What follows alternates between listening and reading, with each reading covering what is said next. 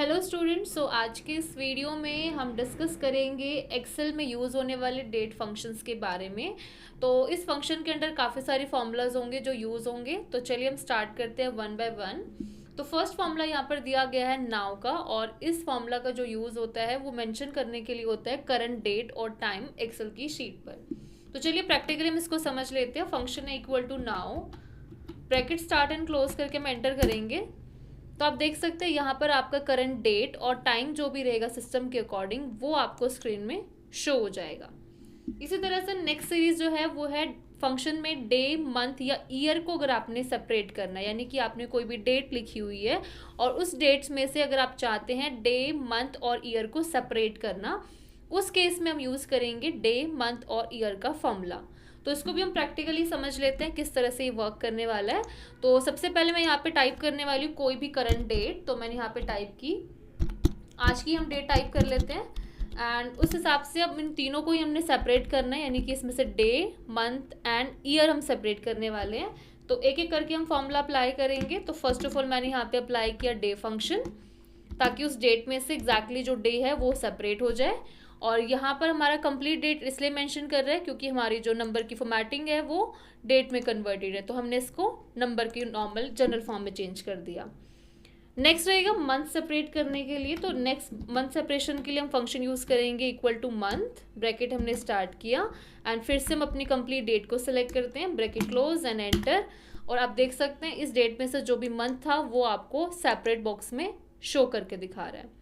इसी तरह से लास्ट फंक्शन में अप्लाई करूंगी यहाँ पर ईयर का, जो कि उस डेट में से ईयर को आप सेपरेट करके दिखा सकते हैं। और एंटर करेंगे तो यहाँ से आपका जो भी डेट में ईयर मेंशन था वो आपको अलग से एक बॉक्स में शो करके दिखा रहा है। तो इस तरह से हम डे, मंथ और ईयर के इंडिविजुअल फॉर्मूला से हम किसी भी डेट्स को सेपरेट करके शो कर सकते हैं। नेक्स्ट फंक्शन रहेगा टुडे का। जैसे कि नाम से पता चल रहा है, इस फॉर्मूला का हम यूज़ करेंगे किसी भी करंट डेट को शो करने के लिए। यानी कि जैसे अभी हमने नाउ का फंक्शन यूज़ किया था टाइम एंड डेट, जो कि दोनों चीज़ शो कर रहा था, बट इन केस अगर मुझे सिर्फ करंट डेट ही दिखानी है, उस केस में आप यूज़ कर सकते हैं इक्वल टू टुडे का function and bracket start and close करके एंटर करेंगे तो ये सिर्फ आपको डेट ही शो करके दिखाएगा। एट लास्ट जो फंक्शन दिया गया है वो भी हम चेक कर लेते हैं। इसमें लास्ट फंक्शन हमारे पास गिवन है, दैट इज डेट फंक्शन, और इस फंक्शन का यूज होता है सेपरेटेड बॉक्स में दिए गए ईयर, मंथ या डे को कंबाइन करके एक बॉक्स में शो करना। यानी कि अभी हमने यहाँ पर सेपरेट करना सीखा था डेट्स को, अब हम इन्हीं डेट्स को कंबाइन करना भी सीखेंगे। फॉर एग्जाम्पल मैंने यहाँ पे कोई भी डेट डाली हुई है, दैट इज सपोज मैंने यहाँ पे 24 डेट डाली, 5 का मंथ मैं मेंशन कर रही हूँ एंड 2025 मैंने यहाँ पर ईयर मेंशन किया। अब ये डेट हमारी अलग अलग कॉलम में लिखी गई है और मैं चाहती हूँ कि ये एक ही सेल में मेंशन हो जाए। उसके लिए हम फंक्शन यूज़ करेंगे equal to date, bracket start. अब नीचे आप देख सकते हैं सिलेक्शन के लिए आपको डिटेल दिए रखी है कि आप वन बाय वन क्या सेलेक्ट करेंगे।